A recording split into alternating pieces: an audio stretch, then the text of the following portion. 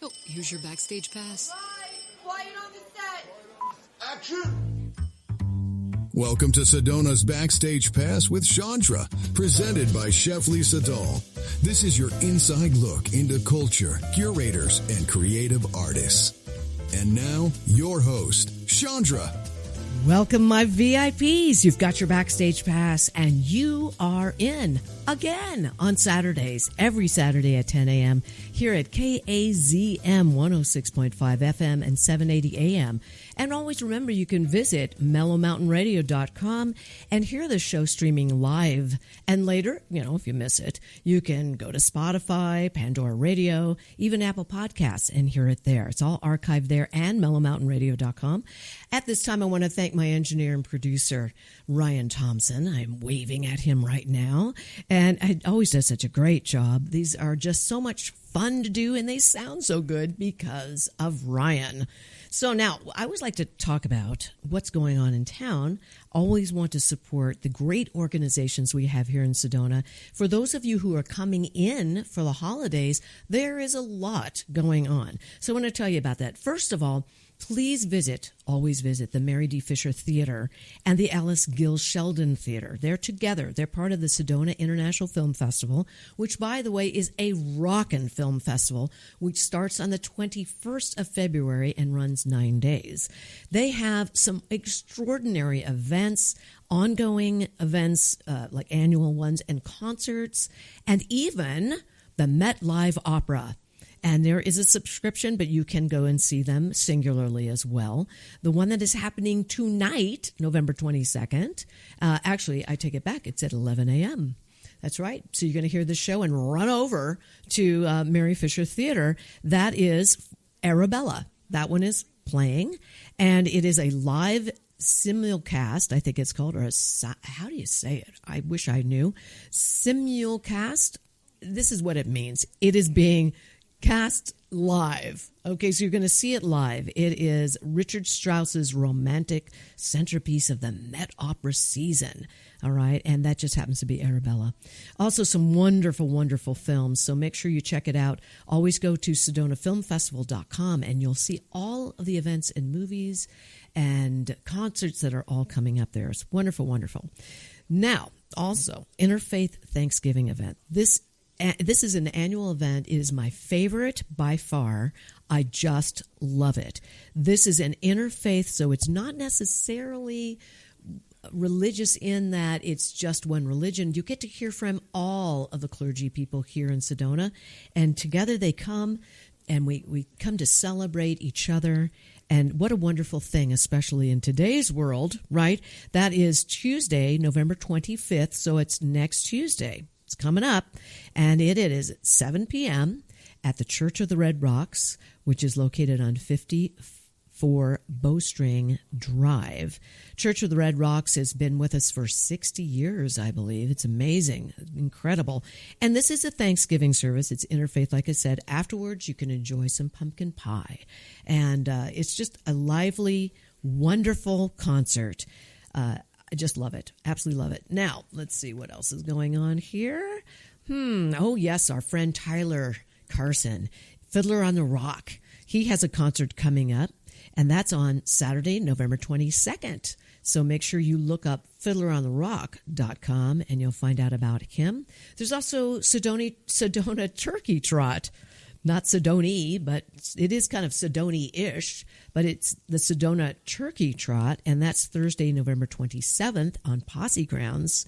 All that land there is beautiful, and it's a festive, family-friendly run, walk to start Thanksgiving morning off. So you'll be so hungry by the time Thanksgiving comes, but you will have known that you worked off whatever you ate the night before. Okay, just saying. All right, so there's a couple of things going on, and I do want to mention, because I didn't mention this, that the events calendar is sponsored by Sedona Ballet.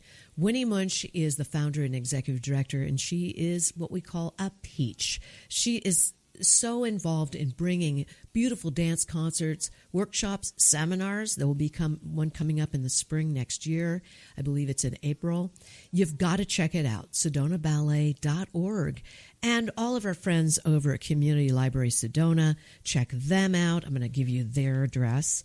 That one is, where am I? CommunityLibrarySedona.org. Also, SedonaArtCenter.org. And like I mentioned, SedonaBallet.org, SedonaMuseum.org. If you haven't been to the Heritage Museum, make sure you go there. Lots of wonderful events coming up over there. And of course, if you want to find out about films, SedonaFilmFestival.com, all the great concerts there, and the Sedona Chamber of Commerce, visit Sedona.com. That's what it's called. You'll find out about all that's going on. All right. Well, we are going to move into what I would refer to as part 2, because last Saturday we had this wonderful person. Chef Lisa Dahl is here. Oh my gosh. Some of the things we talked about were so much fun. Remember those big events. Chef Lisa Dahl, thank you for being here. Oh, I'm so excited. It's exciting. And you know, Thanksgiving is like right around the corner. It really is. And I know you're having a big Thanksgiving. I mean, is it just in one? No. How many restaurants of yours? 3 crazy restaurants participate. We do close the casual restaurants, meaning Pizza Lisa and Butterfly. We close them because we're not going to have people coming for that. And we don't want to take away from the labor that goes in with the fine dining restaurants. And what goes into a scratch Thanksgiving is actually, it's overwhelming. Yeah. As a matter of fact, I start saying no the year I'm doing it. I'd say, no, next year I'll never do it again. But guess what? I can never not want to do it. This will be my 29th Thanksgiving that we do. By the grace of God, I must say, because it's something that everyone always goes through stress when they're making Thanksgiving dinner in their own home for a party of 6 or 8 or 10, 12, whatever it is. But when you think about making it for 1,000 people in the quality that we do, and I would tell you this, you can never get the turkey quantities right, no matter what. Because you don't know, do you? You don't you really? do and you don't. It's really impossible to say. Who gets the leftovers afterwards? We always do. I am the leftover queen. But even leftovers. At times, I adore the leftovers. I do. You know what Love I do? that. And I don't know if we ever spoke about this. My mother had always done something that we love more than even the first night. We called it the turkey casserole or whatever. Basically, it sounds so mundane and silly, but it wasn't. It was more flavorful and delicious. Take a casserole and layer each of your favorite things. So I always start with gravy on the bottom, and gravy is one of my everybody's favorite things. And it's actually an art, as we know. We won't get into gravy too much unless you want to. But gravy, having enough of it for leftovers. Yes. And then you put in the casserole, you put your stuffing. Ooh. And then you layer your gravy a little bit again. Your turkey, thin slices go over that. A little bit of gravy. You can put mashed potatoes in. If you do, you want to layer them between the layers so they don't dry out on top. Got it. And then you put a little drizzle of gravy. You, of course, tent it and bake it. You know what? If you have leftover baby peas or whatever you have, you make basically a Thanksgiving lasagna. I was just going to say, it feels like a lasagna. It's killer. I love it. We would always put it in the freezer for another Thanksgiving dinner down the line, whenever that would be. And, or as many as you want to make that your freezer can hold. But when you pop those out on a cold night and you just warm it carefully at the right temperature and bring it all back to life, it is one of the most delicious. Okay, savory. I'm going to try it. Yes. I'm going to do it. And there's always leftovers. It's so good. Okay, Thanksgiving, I think, is right on the top of the list of my favorite holidays. You and me both. And Tom and I have hosted many. Right? And it's always so nerve-wracking, kind of. Yes. Like I can't even imagine doing this for 1,000 people in 3 restaurants. You're doing this. Well, each restaurant has a different capacity. Cucina has 22 years of having their Thanksgiving, and with, we're quite a large restaurant, so we will do 300, maybe a bit more covers on that Thanksgiving. We always open at 4 so that we can get the first meals going out, because there's a rhythm involved when you're doing that. And I have to tell you, it comes down to timing of everything. And I always correlate what we do in restaurants is the same tips that home chefs need. And it really does make a difference in how you understand the timing of what you need to do a day in advance, what you need to do the day of.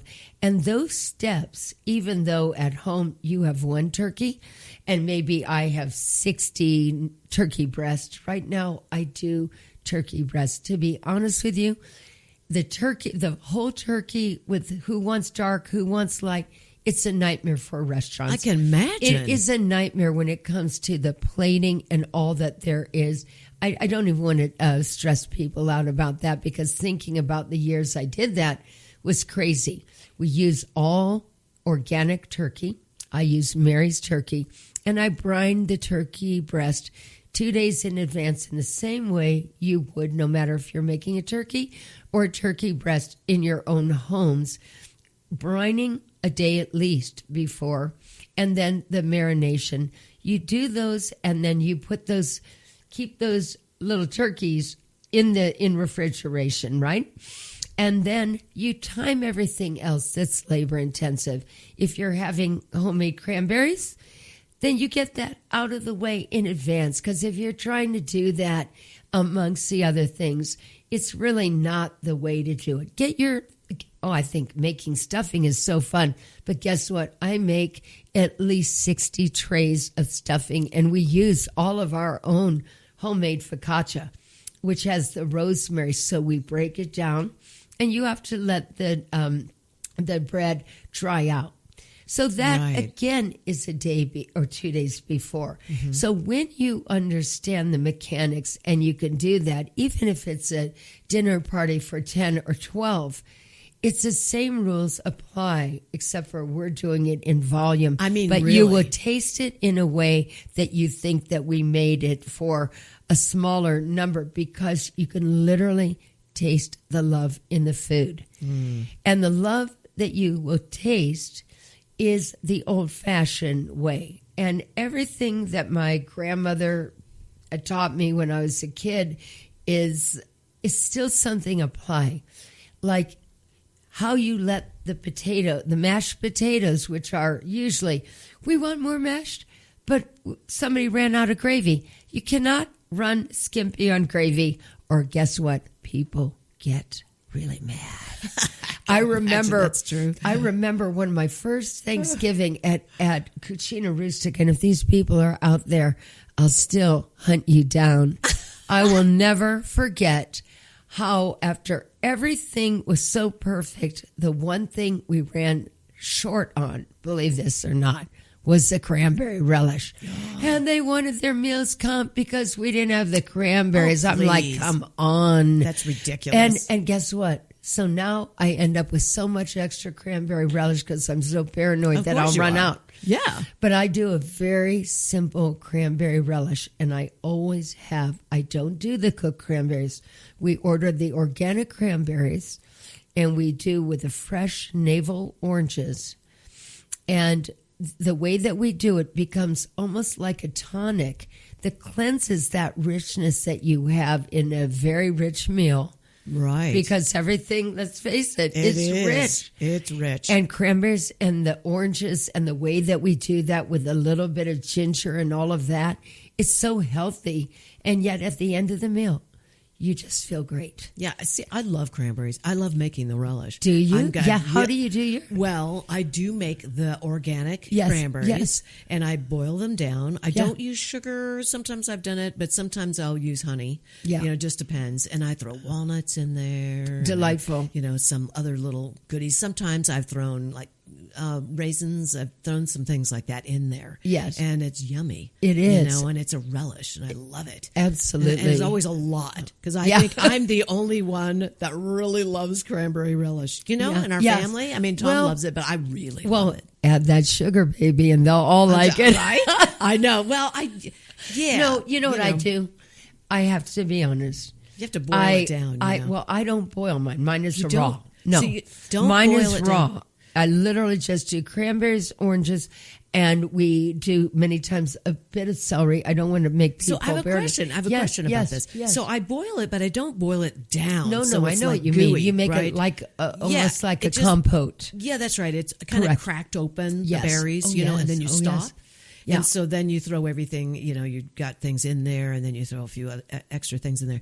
I mean, the last times I've made it have been with sugar, always organic. Yes. Yes, but and a little, look at I like it a sweet. little bit of sugar because the cranberries are so Tart. tart. Yeah. And, I don't put a lot of sugar, and we also I think I do. augment that with honey. So you lied in the beginning. So I- when you well, said, okay, you I know. lied. No. Yes, I did. Because I like it. I do like my cranberries sweet. And most people Yes. don't like tart cranberries. Well- if you use honey, it works. But, you're right. The consistency of the sugar doesn't make it a little bit more. It is. It is one of the things that I have to admit. I think a bit of sugar is necessary. A bit? And as you make it, and it's not something, I don't want to be hypocritical and say don't use a recipe. I think if you find your favorite method, Yes. and then you taste to let it balance. Yes. Because quite honestly, you don't want to make it where there is no tartness. The tart True. is part of what makes it so wonderful against the richer gravies and Good to the know. things that you have. Ooh, one thing I forgot to tell you is that years ago, I decided I'm not going to make mashed potatoes and sweet potatoes because it's too much. It is. So what I started doing all of 29 or at least 28 years ago is making the yam soup, garnet yam soup, as one of my starters when you get the prefix menu. Nice. And it's become an institution in terms of the soup gets more compliments, I think, than anything else. But it's a wonderful way if you were having a home party. Instead of loading people with all the starches there are, start with this incredible soup that is got the sweetness of the yam and the little bit of spice that goes along with the recipe. This is actually in my very first cookbook, The Elixir of Life. And many people start to ask me about the recipe way before Thanksgiving. It's a sneaky and fun way to have the yams and the nutritional value. But, if you start an event with a soup, it warms everyone up in a way. You can always layer your salad next. But sometimes I'll even serve it like in a demi-tasse as a welcoming at this time of year because it is not only one of my easiest soups, but it's kind of a fun way to enjoy the garnet yam in a different way. And I say the garnet yam. I love them. I love them even more than the normal sweet potato because when you bake them, and you bake them until they're just gooing up, Yes. you don't almost even need anything No, you with don't them. need any you don't. sugar. They're like, they're no. so sweet. You don't. I don't put The any garnet's the sweetening. orange one, right? It is it's love more, it. its skin is darker. No, the skin is going to be more red. Yes, that's right. That's Correct. the one that it's I a use. darker one. They can be Yep. irregular in size. So if you're baking quite a few of them, like for a soup, separate them and bake the same size along with bake them at a high temperature, like 4 1/4. That's what I do. Turn them once. And what I love is that they exude what's almost like a molasses out of them. It does. And I scrape them out Ooh, of yeah. the skin. Right. And then I put them into my pot with the broth, and they turn into a natural puree. You're not going to thicken them so that it's gluten-free.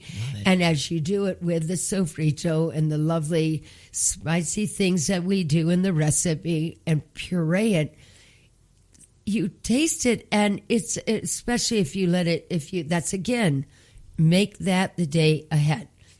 I'm telling you, that's Okay. something you get out of the way because That's the everyone knows that every soup that tastes good on the first day is going to taste twice as good the Right. next day. Okay, now I want to throw. This is so Yes. nerve-wracking. Oh my God. Okay, this is a family recipe. Let's see what you think of this. Yes, I've always wondered. yes. My mom made this for years, and I have been doing it ever since. We do make a turkey. Okay? Correct. All right. So what I do is I take some butter. I get a whole bunch, and it's all organic. Everything's organic. Got it. And so when I'm preparing the turkey, I don't do the brine. I don't do that. Okay. So this is something new for me. And then what I do is I clean the turkey. I put it in a pot, and I pour the butter over it. This is my mother's recipe. Correct. And then I take the seasoning, and I get it all together. And more than not, I will stuff the turkey. Okay? Okay. Now, what I do is it's in a big pan with a lid on it, and then I've already put it in this big foil wrap, and I cover it up. Tent. Yes, like a whole tent. You make and a it's- tent. Right, and then I put it in at 280, and it's all night. Whoa, I love and it. then Love, what love. happens? I don't open it I love until that. about 1:30 p.m. the next day. Okay. And the hardest part of this is just making sure the oven doesn't turn off. It freaks me out. It never has happened, but it does freak me out. And then when the guests arrive, usually it's around 3. Yeah. We'll have people come over, pull it out, and undo it, and it is falling off the bones. Oh, 100%. I And love there's the a method. lot of liquid. Like just from the natural juices are way up high. Correct. And we use that for the broth, for Yes, the gravy. of Ask course. Al Camello. He's been to our Thanksgivings many times. It sounds, I love hearing new ways that people do things. Is that And okay, it's though? That's kosher. 100% it's kosher. Okay. And I could talk to you the whole time about that whole method because I know why that works. I do that overnight, like with our pulled pork. So things like okay. that, yes. In terms of worrying about the oven not working, that's a 1 in a million, although it did happen to us one of our first years Oh my at Dahl and gosh. Toluca. Come on. They cut the power lines, got severed down on Dry Creek Road. Yes. And I had always made our turkeys, this is early on at Dahl and Toluca, and I will never forget what we had to do. We had a huge crowd coming, and we had to bring in Weber's. No. It's incredible what we did to save the day, and people raved about it. That is so there's a Weber method. There's a slow method, like you're saying. I would tell you something very funny. I might even take some of that because, of course, we're cooking ours into the night. But I will tell you the one thing that I do different Okay. is that I usually will put mine in at a higher oven and then turn it down to the temperature you say. Oh, So we're always okay. told to start at around 425, but not bake at that. Have the oven at that. When you put it in, then you lower it down like you Oh, do. That's a great Now, idea. there's a second thing I do, and I will never change probably as long as I live.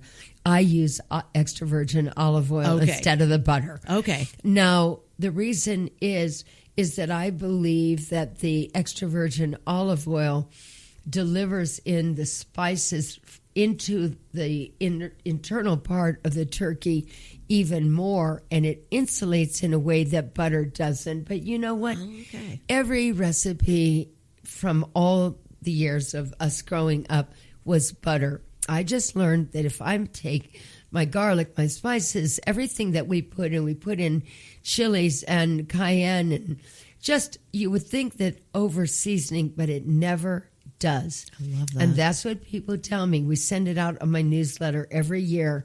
Tips for a great turkey. I'll take some of yours that you gave me. Ooh. And I'll incorporate with mine, which is the olive oil and my spices.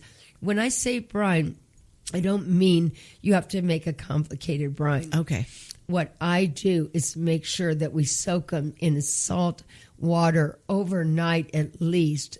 And then, and I hate to give up all my secrets. I know. Do you sure you want to do that? Maybe not. But I do maybe have not. something. I soak them overnight. Uh-huh. And then the marinating of whether it's the butter and the herbs and the garlic and all and the paprika, etc., or olive oil, let it sit on there a little while. Never throw turkey in the oven cold. Never. Okay. If you throw it in cold, it's going to affect the meat somehow. Okay, that's so good let to know. all that macerate into the turkey, and I'm going to maybe this time cook some turkeys overnight in honor of your recipe, but I will never change from olive oil to butter for a number of reasons. Yes. And that's I know just, a lot of people don't cook with butter. well, And I don't I normally, like butter. I don't No, normally cook, I know. I just think that But the with the turkey- old-fashioned way, we think that the butter is the best way for the outer skin to get it brown, but the olive oil would do the same. But what I like is that the olive oil is going to penetrate into the fibers of the turkey. And make it more moist, And make maybe? it go in all the way. Anyone that says, I don't eat the white meat, I'm like, oh, guess what? Oh, no. You don't know. That's because you're not cooking your turkey properly. Yeah, because never have a problem. Never, with ours. never, sister. I know, right? We Look at never that. will. We're Let's gonna cook slap together, it. baby.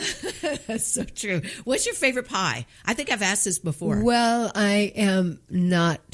You're not the a biggest. pie person? Well, I hate to admit that I'm more of a crisp. I like things I love like that. the crisp things, like an apple crisp. Yes, and we're Yummy. making that in our restaurants right now, and I love all the things that would maybe be in a pie. Doesn't mean you couldn't talk me into eating pie. Depends but on what for pie it is. instance, exactly. Right. See, I love things like the pecan pie, the really fattening, buttery. You like that? Yes, I do Okay. like it, and I like pies. But if I could have the crunch like we crunch. do, and we Yes. make this granola that is gluten-free.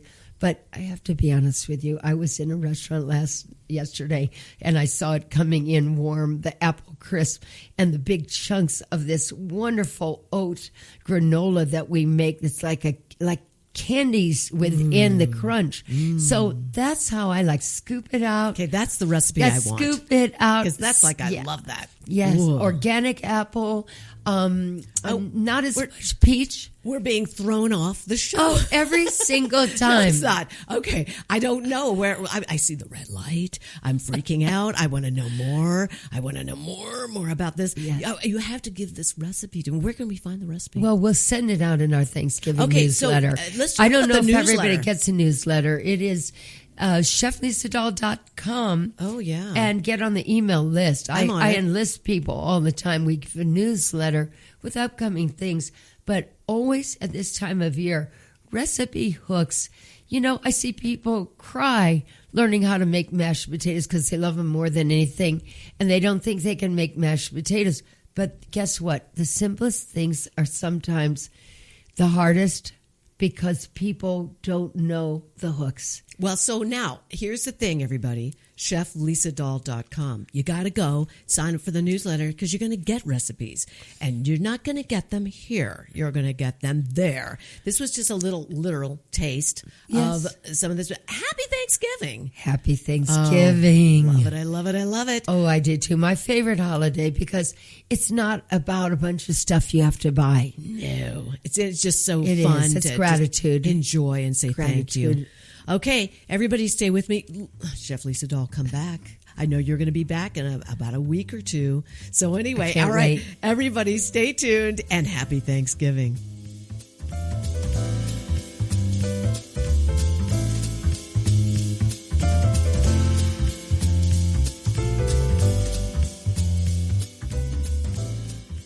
You can taste it in every bite. For over 30 years, Chef Lisa Dahl has redefined what it means to dine in Sedona, serving soulful, handcrafted cuisine inspired by love, artistry, and community.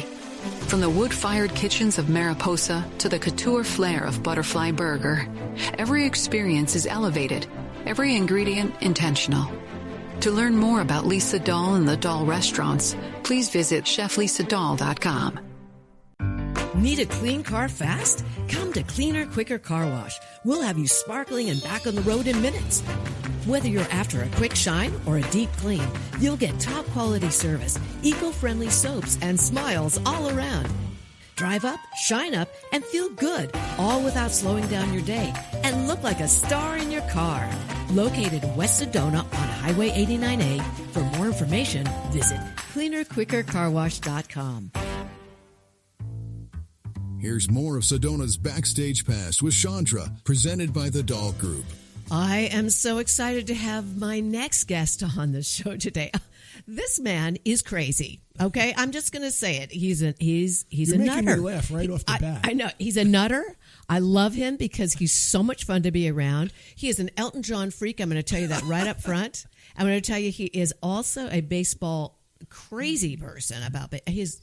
We're going to get into all of it. Stephen Hanks, thank you for being here with me. This is so much fun to have you here. Oh my God, this is great. I was so pleasantly surprised when you asked me to be on the show. I'm just bopping through town, and this woman texts me and says, "You want to be on my show?" And Oh, I'm come like, on, "Of this course." woman. Yeah. I'm a little more than this. Just This that amazingly talented woman. No, I didn't mean that. I meant like I'm your friend. I mean, we're friends. Of course, yeah. And I think the last time that I saw you in this studio, you had your own show. Exactly. Called Sedona Life with Stephen Hanks. And by the Exactly. way, it's Stephen with a P-H-E-N. Thank you very much. It's something that will always be emblazoned in my mind because you made sure when I first met you was Stephen, not a V. And not an A in Did there. I make either. sure? Did you Yes, ask you me did. how I wanted to be called, which most people do now? No, you made sure that I was going to spell it properly. That's right. And I did. And not with an A-N. Not with an Sometimes I A-N get either. Stefan. No, I know. Tell me about it. Tom, I remember he did a big tour and they spelled his name T-H-O-M and people were calling him Thom. This is going to be the Go-Off on Tangent show, folks. I know it always is. So we're getting to know you, getting to know all about you. See, here's the thing. We know you because you're so involved in the community. And I have to say, you've been gone for 2 years now? Not 2 years. Gone? 1 year from Sedona. I left in February of this year. Okay, that's what I thought. Yeah. I'm like, I thought I read in, well, never mind. I was here for 3.5 years living here. That's and what then it is. February, You were here for 3.5, yes. And And then then you left us. to go back and to went, New York. Right, because you're a new grandpa. That's right. That was one of the reasons. Uh-huh. There were some others, but that was one of the main ones. That was a huge one. Yeah. Your daughter has a beautiful child. Who's going to be 6 months in another week. My gosh. I know. Goes by so fast. Yeah, it's amazing. It's, Unbelievable. As long as his time goes slower than ours does now. Because now time is Rips a day by. is like 5 hours. I know. You know? Do you remember those days when time was like, oh my gosh, could you please? Yeah, when you were in elementary school and you couldn't wait for the 3 o'clock bell to go off, I know. which seemed like it was forever. Forever. Yeah, that's Yeah. right. So now you're back in New York. Right. So now, In for Brooklyn. And you got you've already got the accent. So, yeah. A little bit. You're back in Broadway land and cabaret land. Sort of. I mean, I'm not to the extent that I was before I came to Sedona, before the pandemic, actually. Right. Is it really different there? Tell me about what the difference is between what it was like. Because I got to talk Broadway here. Because you Yeah. bring out the New Yorker and the whole theater thing. Right. With me. I'm going to talk like this the entire show. I just know it. I'm putting my glasses on for a second. I just want to check something here really quickly. I know you were really involved. You were a critic, like when I say that, you were somebody who was writing reviews for Sedona, not for Sedona, for New York Cabaret, which is, I don't know, that's kind of intense. It's a small community of people. Did you ever write a review on somebody that you knew that you didn't think it was that good? That the show was that good, so I had it wasn't that good. Good. Yeah. As a matter of fact, it's interesting you asked that because I gained a reputation not for writing a lot of negative reviews, but for being pretty honest about my critiques. And the reason why that was different was because the cabaret world in New York is a subculture of the rest of the entertainment world, and the cabaret community. Everybody knows each other, and the reviewers know all the performers. And on occasion, sometimes performers actually did reviews of other performers, which was not really kosher. Not really great. So that was weird. But so when I started doing reviews, and I put a lot of pressure on myself to really learn what I was doing, because even though I'd spent my whole career as a writer and an editor, I had never done critical review writing before. It's different, isn't it? Absolutely. And then you have to be authoritative. You have to know what you're talking about. Yes. Or nobody's going to take you seriously. Of course. So I did do I would do tough reviews on people, constructive criticism. And you know this as a performer, and I don't know if you feel this way, but when I did a review, or anybody did a review, if 90% of the review was positive and there was 5 to 10% negative, like one sentence was negative, that's what they would focus on. Of course. That's exactly correct. No, I mean, that is absolutely the God's truth. Yeah. It's the truth. We are very hard on ourselves, and you have a high level, and one person goes, well, it was really great, but, and that but, that's a terrible thing. But once I got into the community as a reviewer, which I did for about 4 years, and it was actually labor of love work because I wasn't getting paid. But you weren't getting paid? No. Okay, so you're doing this. Even BroadwayWorld.com, where I became the cabaret editor and the lead reviewer, it was because I wanted an outlet for my writing, and this was and I got to go to all the shows free. Well, that's that's getting paid. I mean, that's a good trade out. And I learned by watching the shows and reviewing the shows how to perform a show myself. Right, because you had your own Don McLean McLean tribute show, which is wonderful. Yeah. Which I did over a couple of years. I must have done about 10 times. Lovely. That's awesome. Yeah. Why Don McLean? Why? Well, he's one of the, I'm a kid of the 60s and 70s. Mm-hmm. And during the early 70s, it was that great singer-songwriter period with Paul Simon and Joni Mitchell and Carly Simon James and Taylor. Elton John. Billy Joel. I mean, it was that period. Mm-hmm. And when the song American Pie came out, and I talk about this in my show, at that point, I had enough money because I was working, as a kid, I was working like a paper route where I was making pretty good money. I had enough money to graduate from buying 45 singles to albums. So American Pie comes out. It's a big hit song. And I remember that. It was 1970, I think. 71. I'm going to say 70, 71, because I always go back and figure, how old was I? I remember being on one of those, I was at an amusement park in San Diego, and I remember hearing it loudly, along with Maggie May and all that stuff, Stewart and all Maggie. that. And I remember that moment, and I know I had to have been 12, I'm thinking. Here's a quick, interesting Don McLean trivia item. So the American Pie album, a lot of people think it was his first album, but the year before he released an album which was called Tapestry. Did it have Vincent on it? Vincent was on the American Pie album. Oh, okay. Yeah, but Tapestry came out, his album Tapestry came out before Carole King's Tapestry. Oh, that's interesting. Well, you can't copyright a title. Right. You know that, right? And in my show, I say there was no lawsuit involved. Exactly. Actually, it probably helped both of them. So anyway, I buy the American Pie album because it's the big hit song. Right. Don't know anything else about Don McLean. And I start listening to the album, and I realized that there were all these great songs that really appealed to me, that really spoke to me. And I became a fan. And then, I did like a lot of teenagers do who aspire about performing. I stood in my bedroom with the hairbrush acting like a microphone. Yep. And I fantasized about doing a Don McLean show one day. How old were you then? 15. Okay. You're a little older than I am. I ended up doing the show when I was close to 60. So this is how it works, right? I keep thinking to myself, I was pretending that I was a singer in a nightclub or doing shows, and it did happen. And I'm thinking, how come I couldn't have pretended I had $5 million? I was like a millionaire. That would have been nice, or a famous millionaire singer. You're supposed to do it for the love of I know. And I do it, believe me. I do it for the love, because you can't do it for any other reason.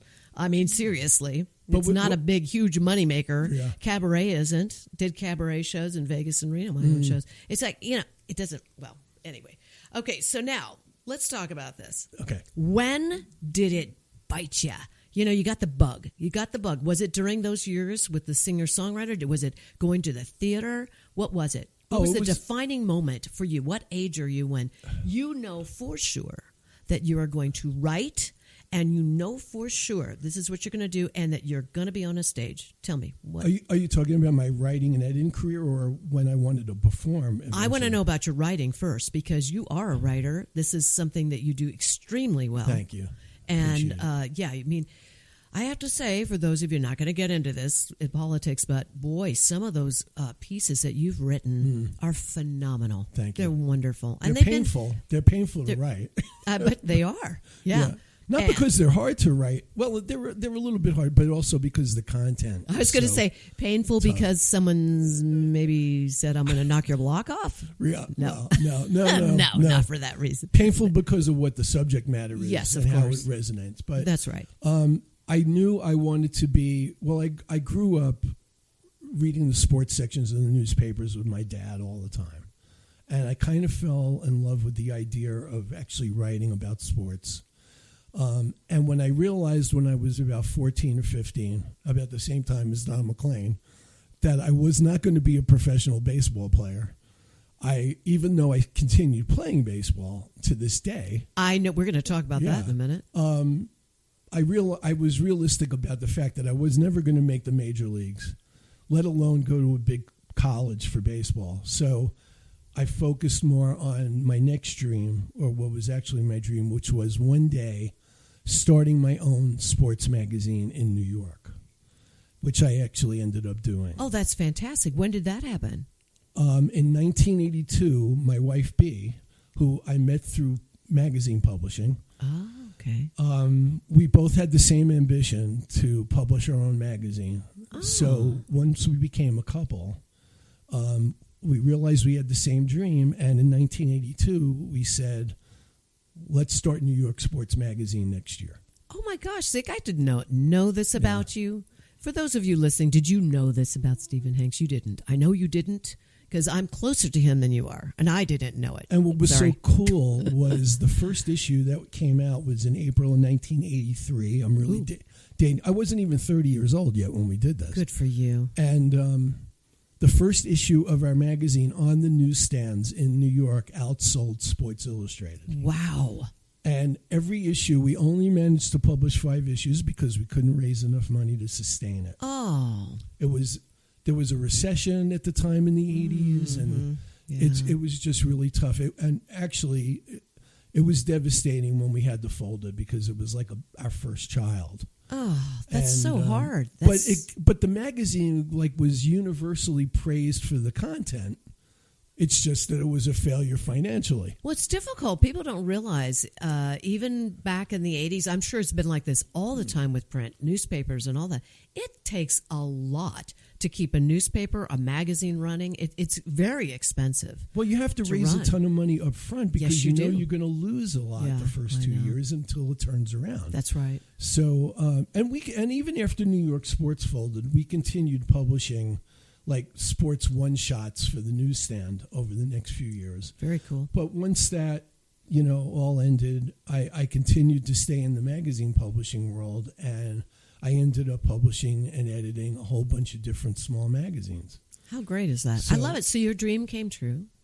Yeah, and then briefly. And then, of course, the baseball dream. I mean, look, when you were here in Sedona, you were very involved in the community. You were the coach at Red Rock High School. For 2 years. I mean, you must have loved that. I love baseball. I love teaching baseball. I love working with kids, teenagers, whatever it is. And I knew that they needed a coach. And so when the opening happened, I grabbed it, or they grabbed me. Yeah. And, the only problem was because Sedona does not and hasn't had a little league for a long time, there aren't a lot of kids in the area that are experienced. Yeah, that is a problem. I was teaching a lot of kids in their early teens baseball from scratch. Yeah, that's hard. Yeah, it was tough. Did you feel kind of like the Bad News Bears or something? Oh, God. Did it feel like that? Was it like the Bad News Bears would have kicked our butt? Okay, that's okay. I got it. I got that. And if anybody from the school heard that, I'm sure they would understand. Yeah, of course they would understand. Yeah. I'm sure they were grateful to have you and your enthusiasm and your fun. I probably would have stayed if I hadn't left to go back to New York. Absolutely. Yeah, I love that. Is it now? How has New York changed? There's a lot more businesses that still haven't reopened since the pandemic. Believe it or Wow, not. still. Yeah, and it's a combination of, especially the restaurant world Yes. is very tough, as it is here too. It is anywhere, Yeah. right? That's just a tough gig. But the costs are so expensive. I mean, the rents are so expensive, and you could get into a whole political conversation about this in terms of the local situation, but there's a lot of landlords that are okay with keeping spaces unfilled. Unbelievable. Because they get some kind of tax write-off or whatever it may be. I got to ask you, though, like, how has Broadway changed? Do you know? I mean, are you still on the pulse of that? I keep up with it. I mean, I think, well, one thing in terms of the content, and you probably know this even though you're here, a lot of the shows are revivals because they're proven moneymakers. So they keep bringing old Broadway shows back. Kind of like movies. Yeah, like Chess just came back. Oh, that's interesting. Yeah, with Leah Michele, the woman who was in Spring Awakening and was on Glee. Remember when Glee was on? Yes. She was one of the main characters in Glee. Oh, my goodness. And there are new shows opening up all the time. So I think Broadway is doing okay. Right. And off-Broadway, I understand, is doing quite well. Yeah. People will come back. It's just the prices are like through the roof. Yeah, I know. You want to sit in an orchestra seat, you have to give up your firstborn child. Right. It's crazy. School tuition. Yeah. Exactly. Well, this is cool. So are you feeling at home there? You feeling like, I'm a New Yorker. I mean, you are. I grew up in the Bronx and like a mile away from Yankee Stadium. When I get back to New York, can I like say hi, stay with you? Of course. Sleep on your couch? I got a really nice apartment in Brooklyn when we got back. Okay. Good. You're on. Yeah. Because, I mean, I have New York in me. People always think that I'm from New York. This is true. I'm from Texas. Yes. I would never have known that. Never, right? Yeah. Never. Yeah. Because New York has always been in my heart, in my soul. So it's Sedona, by the way. As well as Vegas, California. Yeah, okay. But you know what? New York, I just have to say, New York is so special. I just love it there. I feel so good there. It's the culture. It's the pace of it. Well, when you're in the creative world like you are, it's very energizing. Oh, it is, and I just love the culture. It's just so everywhere you turn, there's something really cool. So what do you miss about Sedona? I'm curious. Besides the Red Rocks, everyone talk, the Red Rocks, and I love the Red Rocks. What do you miss the most about Sedona? That I made a ton of friends in a brief amount of time here, and they're great, like present company included. Yeah. The guy behind the glass in the studio. I know, Ryan Thompson, the best engineer and producer. Yeah, I mean, he's so good. All the people at the film festival. I mean, and you're still working with the Sedona International Film Festival. You're the one who's selling the ads for the big magazine. Right. It's a program, but boy, it is. It's a magazine. Oh, it is a magazine. Yeah. It's gorgeous, and you sell those ads. And here's the thing: you asked me what I missed. In terms of the people, because I got that job soon after I moved here. You met everyone, didn't you? I met everybody. That's right. I had to go visit people at their businesses, and I got involved in the Democratic Club even before I moved here. Right. Didn't you get involved in the referrals club? The referrals, that's right. Mm-hmm. The Sedona networking. You were like the president of that. Yeah, they sucked me in to be president after about the first 6 months. No, I know. It's like it was crazy. I just exude these leadership qualities. I guess so. You walk around with trophies on your shoulders. It's like, hey, we can't but ask you with those trophies hanging on you. I have a cabaret friend in New York who always calls me senator and keeps asking me to run. And I'm like, there's too many skeletons in the closet. Oh, are there? Way. And then she'll say, everybody's got skeletons in the closet. That's now. true. It doesn't matter. Okay, share with me a craziest thing that ever happened to you in your career. It could be writing, it could be theater, it could be any of the cabaret. The craziest thing. Oh, wow. I want to know. It has to be, the thing that comes to mind more than anything else is after the first issue of New York Sports came out. When the first issue of New York Sports came out in 1983. Yes. I had copies and a press release sent to all the sports writers that were covering baseball. And the New York Mets, my favorite team, was playing the afternoon that the writers got this press release. And what was special about it was there was a guy in the first issue. We had an interview with one of the players on the Mets who, during the interview, which was in February, because you always had to do the stories before Right. the magazine came out, was with the writer, and he was like drinking beer all afternoon during the interview. And he wouldn't say anything was off the record. And during the interview, he was trashing everybody on the team. Oh, my God. And the front office. So the writer contacts me and says, Steve, you would not believe what I have. This is going to put the magazine on the map. Oh, no. So Unbelievable. it ended up that the Mets banned me from Shea Stadium because of that story. Oh, my gosh. That's For a year. for a year? You were blacklisted. The PR guy called me up while I was at home watching the game. What? And was cursing me out about the story. Oh, my gosh. You see, there's crazy stories everywhere you turn. Thank you. Oh, my gosh. I can't believe we're out of town. We're out of time. Wow. That went quick. I know. It's just going to be like you're going to be out of town again here pretty quick. You're here, you blow in, you blow out, you know. There you go. But I'm so glad you're here, and thank you for being on my show. Thank you. Great seeing you. It's so wonderful to have you here. And Stephen Hanks. Yes, be looking for him in the lights of New York City. That's right, writing. You guys stay with me. I'll be right back.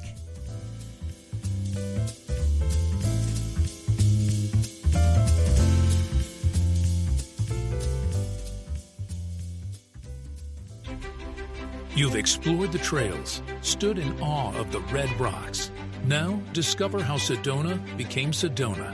The Sedona Heritage Museum tells the story of Red Rock country, from ancient cultures to today's vibrant community. It's interactive, family-friendly, and open year-round, indoors and out. Sedona Heritage Museum, preserving and sharing the soul of Red Rock country. Plan your visit at sedonamuseum.org or call 928-282-7038.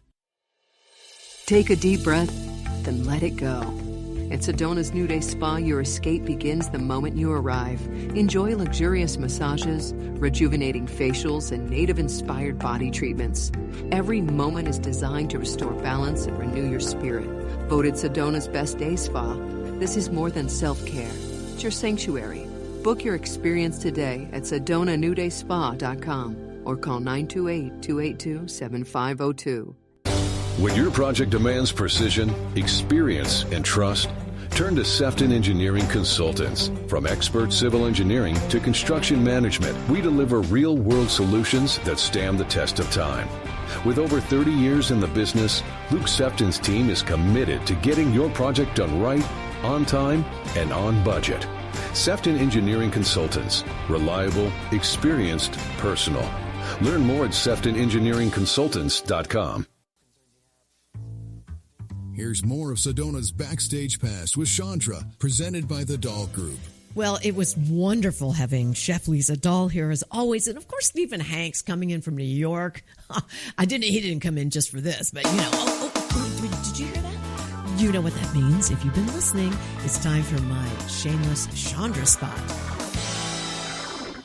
So I want to tell you about something that's brand new.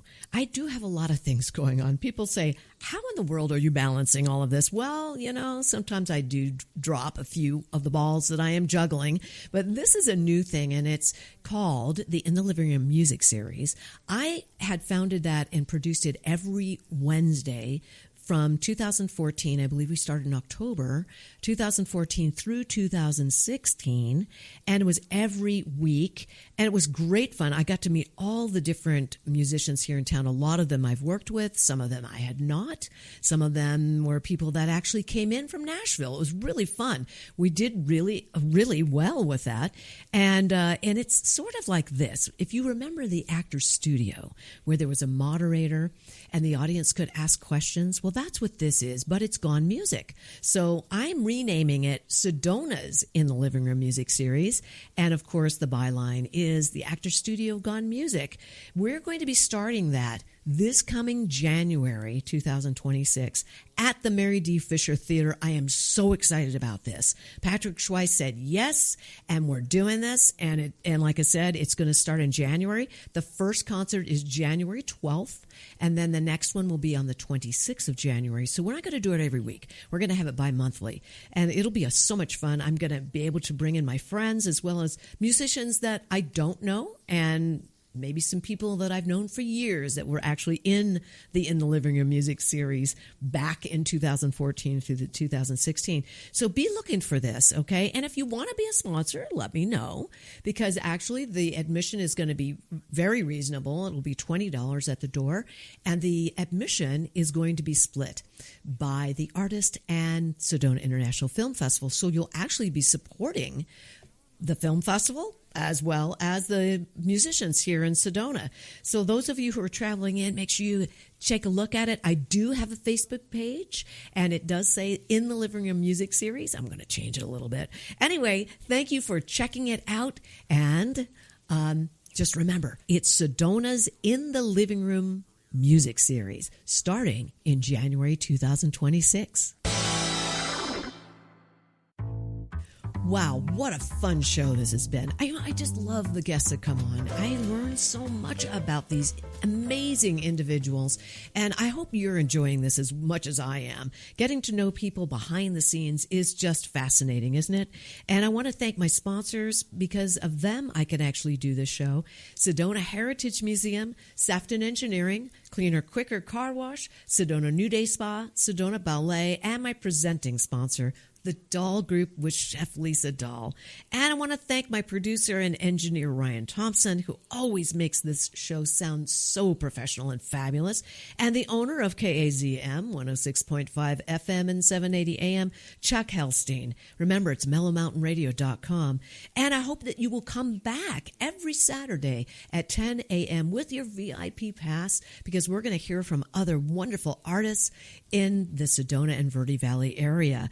And in the meantime, if you have missed some shows, make sure you go to Apple Podcasts. You can go back to mellowmountainradio.com. They're all archived there, and Spotify and Pandora Radio. So we'll see you next Saturday at 10 a.m. for Sedona's Backstage Pass.